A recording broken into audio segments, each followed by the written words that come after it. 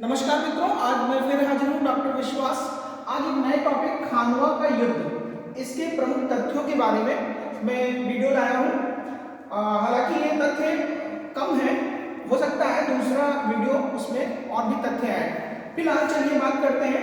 ये युद्ध, खानवा का युद्ध 16 मार्च 1527 यानी 16 मार्च 1527 में लड़ा गया था और ये युद्ध बाबर और राणा सांगा मुख्य रूप से इन दोनों के बीच में लड़ा गया था।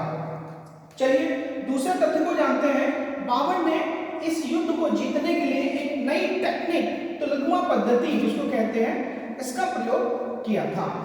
इसी के साथ चलिए तीसरे तथ्य पे बात करते हैं कि इस युद्ध में बाबर ने जीतने के लिए जिहाद यानी धर्म युद्ध की घोषणा की थी।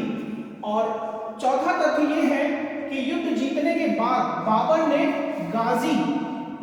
गाजी की उपाधि धारण की थी।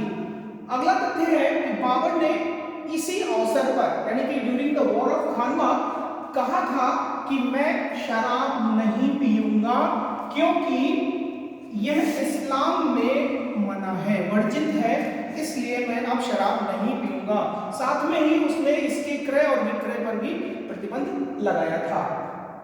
अंतिम तथ्य यह है कि बाबर ने कहा था युद्ध के बाद को एक टैक्स होता है, तमगा कर या टैक्स, इसको ये सैनिकों से लिया जाता है, इस टैक्स को वो नहीं वसूल करेगा।